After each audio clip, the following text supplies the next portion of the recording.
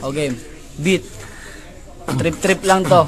Yung di ko pa rin lubos maisip ang mga kadahilanan kung bakit mo pa nagawan taluhin ako sa mga kabilanang mga naitulong ko sa iyo na mga panahong wala ka malapitan. Ginawa ko lahat, pinakain ka ng kusang loob at di napilitan dahil na nga kaibigan kita. Di ko mapigilan mag-alala, kulang pa ba ang mga pakisamang aking ginawa upang di madama? Tao ka ba? Di mo ba na isipan ng mga maidudulot na mga ginawa mo na kagagawan sa akin? Sino bang may pahintulot? Ngayon ano na ba lagay mo? Sumagay ko sa iyong mga kalakaran. Ano kaya maramdaman mo pag ang paniningil amin ang sinimulan? Ngayon na ang mga panahon ng paglalabas ng sama ng loob sa dati kong kaibigan na di marunong tumanaw ng utang na loob. Matapos kong gawin na mga bagay na di mo matatagpuan sa iba. Ito pa ba ang mga kapalit ng aking mga pinakitang maganda? Akin na lang hinayaan ang iyong mga kasalanan. Mabuti na lang di ko nalimutang mahigpit ang iyong pangangailangan.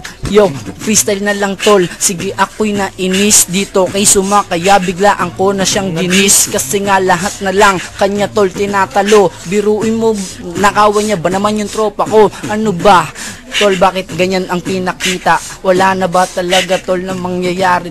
Ewan ko ba kung bakit mo yan tol nagagawa? Ganyan ka na ba talaga sumanak at timawa sa mga gamit na di mo pa tol na nahahawakan? Kaya kung sino-sino na lang ang iyong ninanakawan, nagpatatukan ng lahat-lahat tol, ikaw pa rin napapagtripan at tangina, takaw trip ka pa rin. Di ko alam kasi ganun talaga ang iyong bisyo. Di na ako magtataka kasi nagawa mo na kay Dalmasio at kay Paulo, tapos ako na naman ang sinunod. Alam ko naman pare, mukhang galing ka sa alulod. Ang tagal nating magkasama, pero bakit parang wala na? Di mo ko inisip na ako'y naging kaibigan mo sana. Ginawa mo ang lahat, pero parang minalat ka sa mga pagkakataon. Parang bigla mo kong kinagat, di ka marunong manuklaw, pare men at paharap.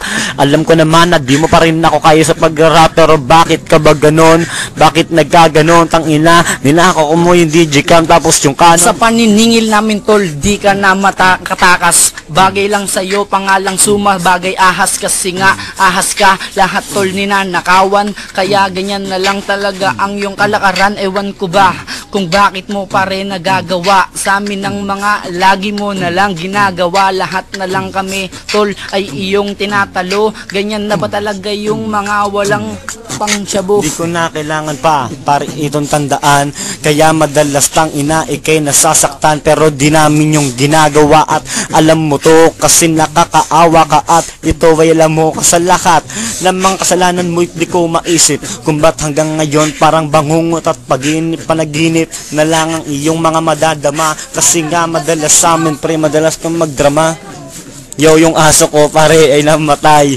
Tangina, baka magalit na naman yung inay. Tangina, yung aso mong itim pare namatay. Tangina, ano ba yan? Dito pa sa inyong bahay, ilibing na natin yan. Pare doon sa simenteryo, isama na natin, isabay na natin si Sumagay ko sa paglibing ng aso. Pare na itim.